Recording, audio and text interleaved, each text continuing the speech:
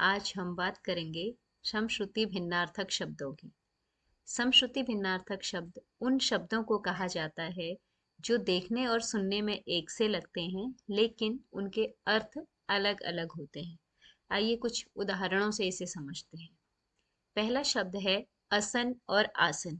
असन मतलब होता है भोजन, जो भी खाना हम खाते हैं वो असन कहलाता है। और आसन होता है बैठने की वस्तु। कुछ वाक्य भी इसमें बने हुए हैं इन शब्दों से संबंधित। आसन से बना हुआ है कि संतुलित आसन स्वास्थ्यकर होता है, मतलब हमारे लिए फायदेमंद होता है। आसन बैठने की वस्तु हो गई। मेरे गुरुवर आसन पर बैठ गए, ईश्वर आसन पर विराजमान है। यानी जब हम किसी सम्मानित व्यक्ति को किसी जगह पर बिठाते हैं तो वह आसन कहलाता है। दूसरा शब्द है अवधि और अवधि। अवधि मतलब होती है समय सीमा, कोई भी टाइम पीरियड। अल्पावधि यानी कम समय, अल्प अवधि कम समय में ही मेरा छोटा भाई अंग्रेजी सीख गया। अल्प कम अवधि समय। और दूसरा है अवधि, जो एक भाषा है, जैसे रामचरितमानस की भाषा अवधि है। अगला है अवमर्श और अवमर्श। देखिए सिर्फ एक शौ का अंतर है दोनों में। अवमर्श मतलब होता है भाग्य, संपर्क, स्पर्श। भाग्यशालियों को संतों का अवमर्श प्राप्त होता है, यानी जो भाग्यशाली लोग होते हैं वही क्या है, संतों का स्पर्श प्राप्त करते हैं, उनका संपर्क प्राप्त करते हैं। और अवमर्श की अगर हम बात करते हैं तो इसका अर्थ होता है विचार विमर्श करना, किसी से कोई चीज डिस्कस करना। कोई निर्णय लेने से पहले बुद्धिमानों से अवमर्श आवश्यक है। यानी अगर हम किसी भी चीज को लेकर हमें कोई डिसीजन लेना है, कोई निर्णय लेना है, तो बुद्धिमान लोगों से बातचीत करनी चाहिए, उनके साथ विचार विमर्श कर उनकी राय लेनी चाहिए। अगला शब्द है अंश और अंश। अंश मतलब होता है कंधा। मेरे अंशों पर पूरे परिवार का भार है, यानी मेरे कंधों पर पूरे परिवार का भार है, जिम्मेदारी होने से मतलब है। अंश मतलब है हिस्सा, कि सबको अपना अपना अंश मिलना चाहिए, अपना अपना हिस्सा सबको मिलना चाहिए। अगला है अली और अली। अली मतलब होता है भंवरा। भंवरा, फूलों पर बहुत से अली मंडरा रहे हैं, भंवरे फूलों के ऊपर मंडराते हैं, तो यहाँ पर हमने भंवरे की जगह अली शब्द का प्रयोग किया है। दूसरा है अली मतलब सखी, मित्र। राधा की अली का नाम शांता था। राधा की जो सखी थी उनका नाम क्या था, शांता था। अगला है अपेक्षा और उपेक्षा। अ और उ इतना ही फर्क है। अपेक्षा मतलब होता है आकांक्षा, इच्छा रखना, किसी से कोई उम्मीद रखना। जैसे मैं आपसे अच्छे व्यवहार की अपेक्षा करता हूँ, यानी मुझे उम्मीद है कि आपका व्यवहार क्या होगा, अच्छा होगा, आप अच्छा व्यवहार करेंगे। उपेक्षा मतलब होता है निरादर करना। हमें किसी की उपेक्षा नहीं करना चाहिए, सबको मान सम्मान देना चाहिए, किसी का अनादर, किसी का अपमान नहीं करना चाहिए। तो अपेक्षा मतलब होता है इच्छा, और उपेक्षा मतलब होता है अनादर करना या निरादर करना। अगला है अनिष्ट और अनिष्ट। अनिष्ट मतलब होता है बुराई। अच्छे लोग दूसरों का अनिष्ट नहीं करते, यानी जो अच्छे होते हैं वो दूसरों की भी बुराई नहीं करते हैं। दूसरा इसी का जो समश्रुति भिन्नार्थक शब्द है वो है अनिष्ठ। निष्ठा से ये शब्द निष्ठा में अ उपसर्ग जुड़कर बना है, यानी निष्ठा रहित। अ लगने से किसी भी शब्द का विलोम बन जाता है, जैसे सत्य का असत्य बन गया, तो वैसे ही निष्ठ जो होता है जिसके अंदर श्रद्धा भाव होती है, उसी में हमने अ उपसर्ग जोड़ दिया तो ये बन गया अनिष्ट, यानी जिसके लिए निष्ठा नहीं होती है। अनिष्ट समाज में सम्मानित नहीं होते हैं, यानी जो बुरे लोग होते हैं, जो निष्ठा रहित लोग होते हैं, समाज भी उनको सम्मान नहीं देता है। अगला है अयस और अयश। अयस मतलब होता है लोहा। अयस से अस्त्र शस्त्र निर्मित होते हैं। लोहे का प्रयोग किसमें किया जाता है, हथियारों के निर्माण में किया जाता है, तो अस्त्र शस्त्रों का निर्माण लोहे से होता है। हमने लोहे की जगह लिख दिया अयस। अगला है अयश। यश मतलब होता है नाम कमाना, अपना लोगों के बीच में पहचान बनाना। अयश मतलब हो गया अपयश, यानी आपको लोग बुरे कामों की वजह से जानते हैं, तो बुरे कार्यों से हमेशा अयश मिलता है, यानी आपका लोग आपको जानेंगे, लेकिन आपकी अच्छाइयों की वजह से नहीं बल्कि बुरे कार्यों की वजह से। फिर है द्रव और द्रव्य। द्रव मतलब होता है लिक्विड, जो हमें क्या है, पदार्थ की तीन अवस्थाओं में से एक अवस्था है द्रव। पिघला हुआ द्रव जल है। तीन स्टेज होते हैं ना, एक बर्फ हो गया, एक पानी है और एक वाष्प होती है। अगला है इसका समश्रुति भिन्नार्थक द्रव्य। द्रव्य मतलब कोई भी धन दौलत पदार्थ। द्रव्य दिन प्रतिदिन महंगे होते जा रहे हैं, चीजें सामान सामग्री। अगला शब्द हमारा आता है द्वीप और द्वीप। द्वीप मतलब होता है हाथी। हाँ, द्वीप विशालकाय होते हैं, हाथी क्या होते हैं, बहुत बड़े होते हैं, विशालकाय होते हैं। द्वीप टापू। क्या होता है द्वीप मतलब टापू, ऐसा स्थान जिसके चारों ओर पानी होता है। चारों ओर पानी से घिरा हुआ जो भूभाग होता है उसे हम क्या कहते हैं, द्वीप कहते हैं।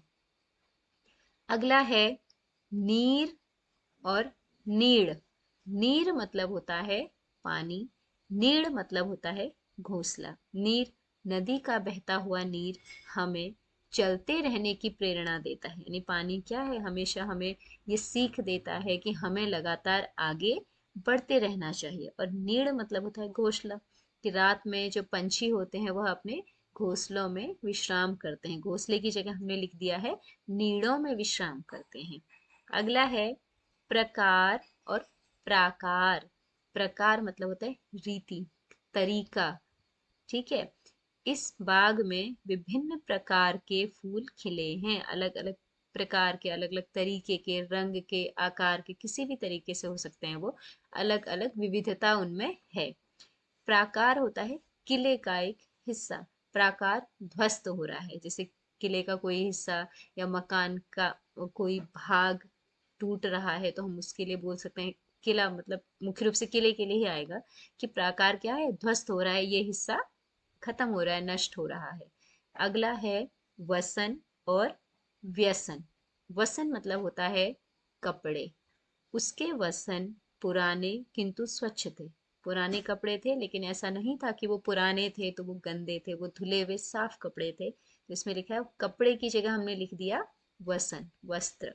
व्यसन, व्यसन होता है आदतें, और स्पेशली बुरी जो आदतें होती हैं उनके लिए व्यसन शब्द का इस्तेमाल किया जाता है।